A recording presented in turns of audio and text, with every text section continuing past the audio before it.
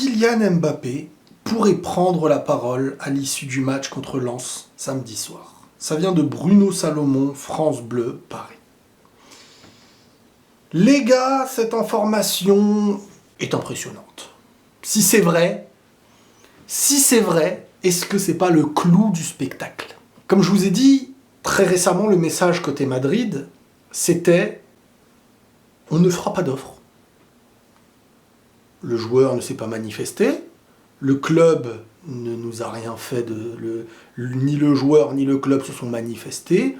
Nous, on nous a fait une crasse en 2021 sans même écouter notre proposition, sans même accuser de réception à notre propre rien. Nous, on va faire notre saison, et Ancelotti, Bellingham sera notre neuf, il peut remplacer Benzema, machin. Ah, la dernière fois, c'était Rossellou qui pouvait remplacer Benzema. Bientôt, ils vont dire Brahim Diaz, s'il suffit qu'il mette un but. Bon, ok, Madrid a envie de communiquer sur le fait qu'ils s'en fichent. Et que peu importe ce qui se passe, eux ne sont pas sur Mbappé. Sauf, et c'est là le jeu, sauf, il fallait trouver à quel moment, comment, est-ce que ça allait être appelé. De toute manière, pour l'instant, Mbappé refuse les prolongations. Moi, je vous ai toujours dit, Mbappé ne partira pas libre.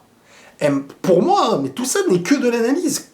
Pour moi, cohérente sur les choses basées sur la cohérence et l'incohérence. Avec tous les éléments qu'on a, pour moi, on peut mettre des choses en place. Mais après, ce n'est que mon avis, encore une fois. Donc, Mbappé continue de refuser des prolongations. Mbappé laissera de l'argent au club, quoi qu'il arrive, mais il ne partira jamais comme une crapule quand on lui demande de laisser de l'argent. Moi, je vous le dis depuis le début, c'est inconcevable que le joueur parte de cette manière-là. Donc, pour en arriver à ce que Madrid vienne, il faut envoyer un signal. Et si on n'a pas vu la lumière? Et si on n'avait pas vu la lumière à l'instant, là, aujourd'hui, avec cette info sortie comme quoi peut-être, moi je dis peut-être parce que j'en sais rien, Mbappé pourrait prendre la parole samedi. Il y a de la cohérence. Alors de quelle manière il prendrait la parole? Ce serait ouf qu'ils prennent la parole devant tout le monde comme ça. Est-ce que c'est un message indirect d'abord avec les supporters, faire des trucs comme ça, à la fin rester plus longtemps, avant, est-ce qu'on serait au courant avant et pendant le match, après il ferait ses adieux? Est-ce que tout simplement après le match, dans la presse, dans une interview? Je sais pas. Mais samedi, match au Parc des Princes, et la semaine d'après, premier match de la saison au Bernabéu. Moi, je me dis qu'il y a moyen. Moi, je me dis que le timing, là, s'il doit partir, c'est le meilleur. S'il doit rester, il n'y a pas de timing. T'es pas obligé de parler, t'es pas en fin de contrat. Je suis là, je continue, je reste sur mon contrat. Imaginons, je reste libre, même si pour moi, il restera pas libre. Je reste sur mon truc. Et pour moi, là, ce serait cohérent avec tout ce qu'on a analysé, en fait. On verra, avec eux, on est à l'abri de rien. Mais, quand même, ce week-end-là, c'est peut-être la fin de l'histoire. Et donc, s'il y a un clin d'œil, un message, derrière, il y aura un prix fixé. Et là, Madrid pourrait venir en disant « Nous, on comptait pas venir. » Ok, donc vous êtes sûr, il est sur le marché, donc il vaut telle somme, donc le joueur veut, donc ok, on vient. Et voilà. Voilà la fin de cette histoire. Je vais pas résumer tout du début jusqu'à maintenant, parce que ça, on pourra le faire après, on prendra le temps, peut-être même que j'inviterai quelqu'un pour le faire sur ma chaîne. Mais on verra, parce qu'encore une fois, moi je vous ai dit, il n'y a que deux choix qui se proposent aujourd'hui. C'est soit le gars prolonge, soit le gars s'en va cet été. Je le répète. Mais s'il prolongeait, ça n'avait plus aucune cohérence avec ce que Madrid a fait et avec sa communication du départ. Voilà moi ce que j'en pense.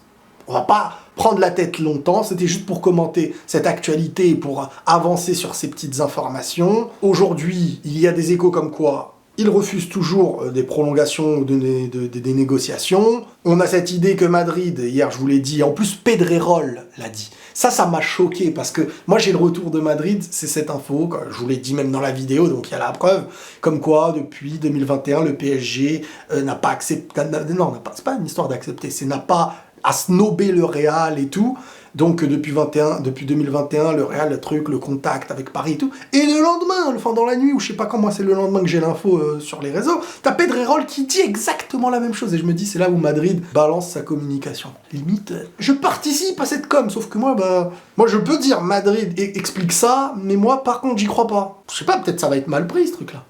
Je suis désolé, moi, c'est comme quand je vois Riolo là. Parce qu'on m'a demandé d'en parler aussi. Je trouve que c'est un manque de professionnalisme de faire ça. Je peux comprendre, tu me dis, voilà, l'écho, côté machin, c'est ça. Mais toi, t'es là, tu laisses même... C'est plus cohérent ce que tu dis, mais t'as l'air de défendre becs et ongles, le truc, on dirait on te tire à la gorge et tout. Moi, je déteste ça. Je déteste ça.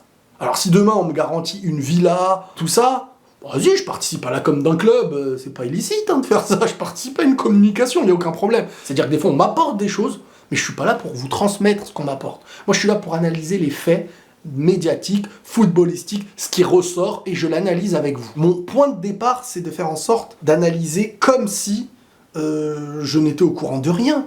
Parce que, en vrai de vrai, sur l'histoire Mbappé, presque personne ne connaît la finalité, si ce n'est s'il y a eu un accord. Moi, c'est ce que je vous dis. En tout cas, voilà. Donc, personnellement, Madrid a toujours été dans une communication, et en vrai cette communication je la comprends parce que eux, peut-être qu'ils sont au courant qu'il va y avoir un signal.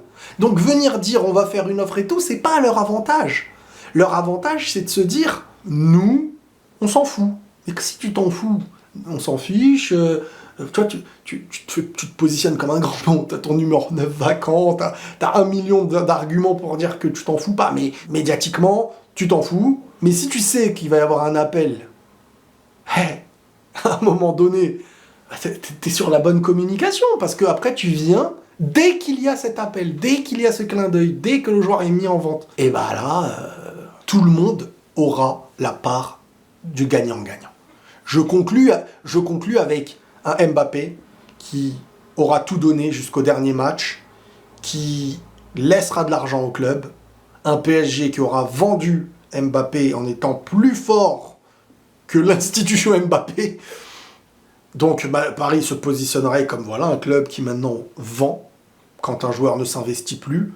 Et ça, j'espère que ça va pas être qu'une histoire de com, mais aussi quelque chose. De toute manière, avec les joueurs qu'il y a maintenant, ça va être beaucoup plus axé foot, hiérarchie respectée, peut-être moins de niveau individuel, mais ça peut être très cohérent aussi.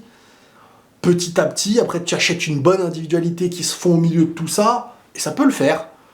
Et Madrid viendrait en disant, nous, on n'a rien demandé, voilà, on est venu quand il y a eu un signal, mais c'était fini cette histoire de nous, on vient, on fait des propositions et tout. La conclusion. Prenez tous soin de vous, les amis, et la paix sur vous.